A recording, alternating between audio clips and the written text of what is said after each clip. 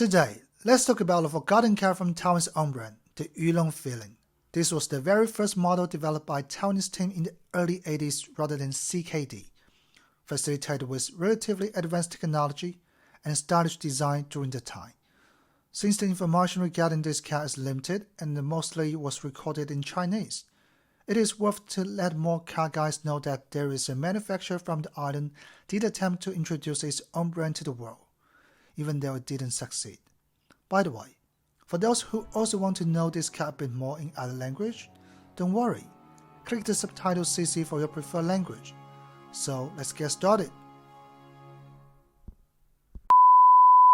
First introduced in October 1986, the Feeling 101 was based on the Nissan Alstar Stanza T11, but its whole car body and interior was completely redesigned, giving the Feeling a much fresher looking than its sister car back in the 1980s.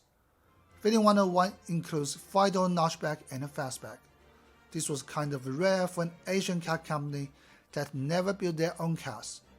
Both body types perform well for drag coefficient, 0.33 for notchback and 0.29 for fastback.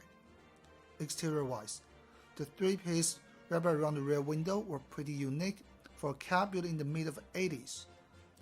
Moving to the taillight, it was also containing unusual design element in a mid-sized family car like that. The honeycomb style was hardly found on the road back then, but it somehow shared a similar looking on most of the Lambo's rear end today.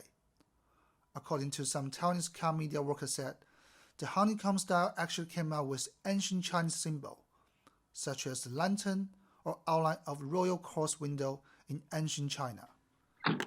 Jumping to the car, dashboard was another avant-garde design. Inside of the long rectangle dash mounted all the lights and information for the driver to read. Let's fast forward 35 years till today. Doesn't it remind you the latest infotainment system that all those new cars were featured with? Under the bonnet, a 1.6 or 1.8-liter 4-cylinder Nissan CA petrol engine was available, with 88 or 97 horsepower. Top speeds were 160 and 170 km per hour. Consumers could choose either 5-speed manual or 3-speed auto transmission. In June 1989, the facelift version named Feeling 102 was released.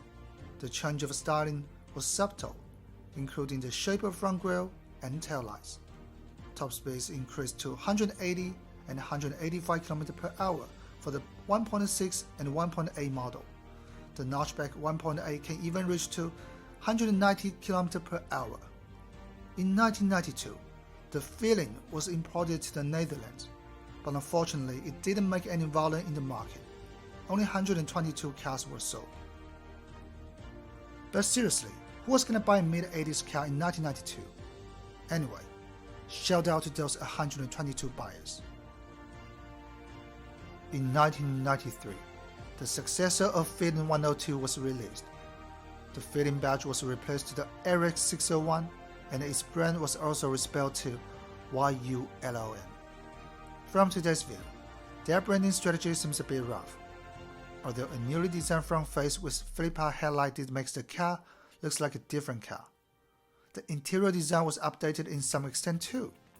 It was still heavily based on the Feeling series. The new model increases power to 100 horsepower or so. Top speed remained around 185 km per hour. Yulong finally stopped their attempts at making national car in 1995 with their own brand. Instead, keep producing cars with Nissan badge in the later years until 2008 that another subsidiary called Luxstream was founded, and then continually making cars for Nissan. Overall, the history of the Feeling doesn't seem impactful to the worldwide auto industry. However, it was definitely a milestone for Taiwan's car manufacturing history. It recorded Taiwan's industrial design stand-up back in the 1980s and it boosted confidence in Taiwanese people. In this sense, the Feeling series was more than just a car.